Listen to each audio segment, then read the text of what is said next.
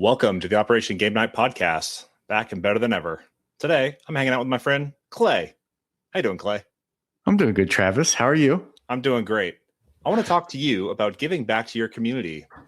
What's that like? It's pretty good. It's pretty good. Pretty good.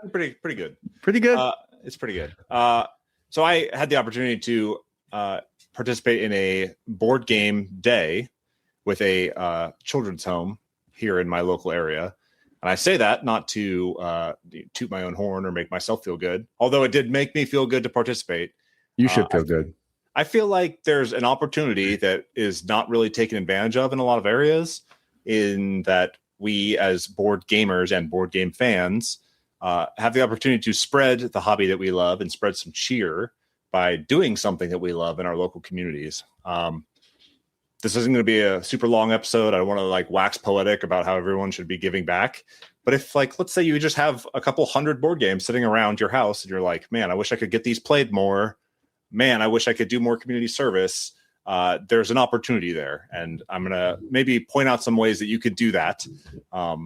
First off, see if there's a children's home and see if you can host a board game day. What we did was we just brought a bunch of games. We brought a bunch of snacks. We bought some pizza for these kids. There's maybe 25, 30 kids living in this home here in the local area. And we showed up, a group of maybe 10, 15 people. And we just brought board games and pizza and sat down with kids and played games. And the games that they had there, they have their small library of cards and things. Those things looked so well loved, right? Like they have packs of Uno cards or just a regular deck of cards that the box is disintegrating, or maybe it doesn't even have a box. Like the rules are all tattered. Like those things get so much love, and they really enjoy that chance to play those games. And so when people bring actual board games to these homes, like the kids jump all over it. They're eager to learn. There's a guy that is also kind of a board game enthusiast that came with us. He brought Hot Streak. That was a big hit. Like we were playing more recent, more popular games, and the kids just ate it up. And it felt so good to just hang out with them. And they got competitive. We got competitive. Like such a cool opportunity to interact with the community and give back in a way. Yes, Clay. What were the ages of these kids? Yeah, so pretty wide range. I think the youngest kid we played with was maybe 5th, 6th grade. Oldest was well into high school. Oh, okay. So pretty big range there. But we had a couple of games going, a couple of games set up outside. We were just letting people circulate and figure out what games they wanted to play. We did kind of around the horn. People introduced themselves. And people said hey, I brought this game. If you want to learn how to play this type of game, hey, if you like this game or you've played it in the past, come find me. And it just gives people a little touching point to figure out what they want to participate in. And the good thing was we went to them. We are in the place where they live. We went to the children's home. And if we would have brought them on base or took them to the library or taken them out of their element, maybe that interaction wouldn't have been quite as strong. But man, it was we were in their element, they were comfortable there, and we were able to get them out of their shell a little bit and play these cool games. So that's just one way. That's not the way to give back. I've been kind of thinking about this since, especially because I have all these games that I'm trying to offload. Not a whole lot of game stores here. Local libraries are always hosting board game days, board game evenings, teaching events. They have most of them have a library that you can check out. And I know that a lot of those libraries are looking for donations for board games that can go out to the local community and be available to check out. Have you ever donated anything to libraries or anything like that? I might have via one of the Petrie's math swaps. Oh, yeah. I think they had, just a big bucket in the corner. It was oh, hey, you didn't sell these games you brought here to sell. How about you just drop them in this little donation bin and we'll take them over to the library. So that's pretty much the extent of it for me. But I mean, that's an ambitious thing you did, Travis. To me, that's scary. I mean, kids scare me in general. Okay. But yeah, to me, board gaming is so intimate. I'm scared to board game with strangers in general. Sure. how'd you get over the hump with that? Was it awkward at first, or was it just easy and the game started flowing? Tell me more. Yeah. So I did not, me personally, I did not set this thing up, right? So I can't take any credit for this. I can't but we had already built a relationship with this home for the kids, because we had kind of drawn Secret Santas with them and sponsored these kids for the holidays.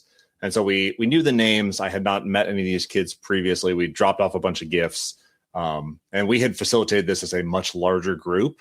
And then this was set up as kind of a follow-on event to partner with this home to have keep the charity going.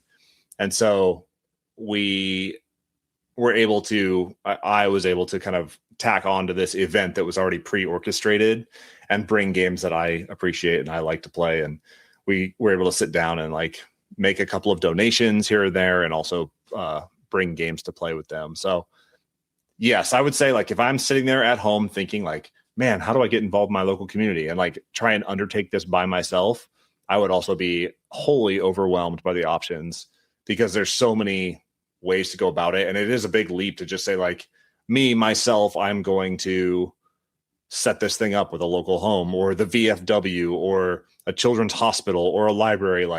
Doing things yourself, that's not for everyone. And most people might feel a bit uncomfortable or unsure about themselves jumping into something like that. But I feel there are groups out there that can help facilitate, right? If I reach out to a library and I say, hey, do you do anything with board games? Do you have a teaching night? Do you have donation box? Do you have this? Do you have that? And they might be able to grease the wheels and make connections for me. That would be my go-to, is probably helping out library, right? So it's a place that I already go. It's a place that I'm already familiar with. And if they have something that exists, I can take advantage of. I know a lot of people do stuff with the VFW. They're go hang out with veterans at the VFW, right? I don't think there's going to be a whole lot of young people that want to go do that. But if you can say go play board games at the VFW, these people have families that come and they'll hang out at the VFW and play games with you. Retirement homes, children's homes, that type of stuff is much easier. That's awesome. I never would have thought about that, and I have too been thinking more about my impact aside from work, because your work has a lot of value still. I don't know about that. Serving the U.S. military, you're out there protecting. We're in a war right now, so you have a lot of intrinsic value in what you do. I separated from the military. I work for a glass company. I am very happy when we sell more glass, but you want your life to have a little more meaning, and so coaching kind of is the only thing I know how to do that, because it's something I've spent my whole life wrestling. So when I think about giving back, I think about, okay, well, I'm going to go help kids learn how to wrestle, this sport that's given so much to me. I'm going to help them with that. But then board games also have been a huge passion of mine. And I've never really even thought about the fact that I could, in a similar way, share that passion and share that with people that may not be exposed to it, or have the people, around to teach them games or just sit and play with them. Yeah. No, that's really good. I never would have considered doing something like that. And you say it's great to give back to your community and everything. I think that you are in a position too, now that you are separated from the military, I think that you are in a position to give back to a community that you can build ties with, versus the military that's constantly moving around. And so you're going to be there for a while where you're at, you're planting some roots, you're got your family nearby, everything's good. Now it's time to start giving back in a meaningful way. And you might feel more connected to that community as you give back. And I don't want to make it feel like you have to go out and put yourself in front of people to give back through board gaming. There's the small libraries that people set up all the time, take a book, leave a book. Yeah. Think about how many card games we have laying around that you could throw in a library type thing like that, to say, take a game, leave a game. And you just put it out in a park, or you put it out in front of your house, or you do something like that to say, if you enjoy board games, here's a game that I was going to get rid of anyways. Let me give it back to the community for free. Yeah. Or like another one that I read recently was like people can get with their local coffee shops or their local brew pub or their local whatever it is, and just set up a shelf that says like, check these games out for free. Here they are to play while you sit here in my community and enjoy this game that I own that like you can put out and just have available to play. Like you don't have to sit down and put yourself in front of strangers to help out people in the community, right? So I've just been kind of thinking about that. I'm sure that people out there that are listening to this episode or watching this episode have much better recommendations or are far more philanthropic than I am. And I want to hear more about it, right? Like if you are out there and you're listening to this and you're like, oh, I would do this, this, and this, or I have done this in the past, or I have experience with this. Like I want to hear about it because I have so many games that I am constantly trying to offload, and a lot of the times it does not feel good to me to sell them. So like donations and giving back to the community through board gaming is something that I'm interested in. And so if you're listening to this, like write us a comment, write us a note on Instagram, like tell us how you give back through board gaming, because I am interested and I want to help do more. Before we hang up, Travis, I just want to ask a couple quick questions about the actual event itself, because I know the thrust of this was not, to talk about actual board games, but more meta conversation about giving back. But I just want to know, what was the most ambitious game that was played at this game day? I don't know if there were any that were so ambitious. Like nobody was teaching like a 3-hour board game. Yeah. Lots of lighter games, lots of card games.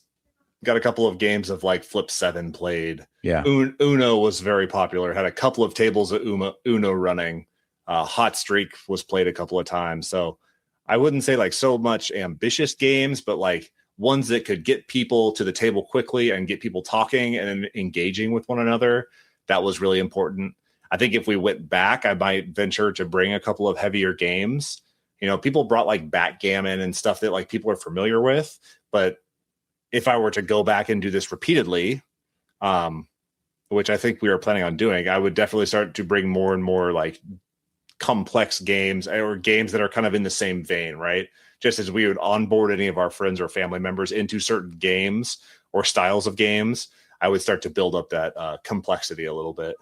Did you get the feeling from any of the kids that they were like, that they were like lit up by it more than, like I'm sure they had fun, but were there any kids that were just like, oh my God, what is this? I want more. Bring me root next time. Yeah. I don't know if we're ready for that level, but there were definitely kids that like were engaged in the rule sets, in the decisions, and people had a blast at like the party games. Jared would have been having a ball. Like he would have been sitting there front and center at Hot Streak, like cheering and hooping and hollering, and like those types of games got people going. And it would be fun to like play with much larger groups of these kids around a party game, like Camel Up, like Can't Stop, like, these games that like are easy to learn, but are engaging and get people going. Right. Like, this is what Jared was designed for. Jared was designed in a lab for an event like this to get people together and get them hyped about board games. So that is definitely right up his alley. It's in his DNA. Yes, it is. So it was a cool event. Can't wait to try and get involved in stuff like this in the future and in any sort of community that I live in the future. But again, like if you are out there listening, thinking like, man, I've always wanted to do this, man, if they would just do this, man, if I have this great idea, like let us know, because we are always looking to give back to our communities, and we really appreciate any ideas on how to do that better, especially when it involves board gaming, something that we love very much. So heck yeah. Clay, did we do it? I think we did it. Thanks for all you do for the community, Travis. I know that's why you came on here, just to virtue signal and brag. Everybody look at me. Look how cool I am. Look how great Travis is. Clay he sells his games. He doesn't even donate them. No. I need to do a better job of that. And I always have a pile going that's constantly on the outbound, the coal list, and I always think like, oh man, how am I going to sell these? Do I put these on Board Game Geek? man, just take them to a library. Just cut your losses, put them at the library. Somebody will get some love out of it. It'll go back to your community and make the world a better place. So let's get out of here before I talk any more about myself. This has been Operation Game Night. I have been Travis. He has been Clay. We have been trying to give back to our communities, and we're out.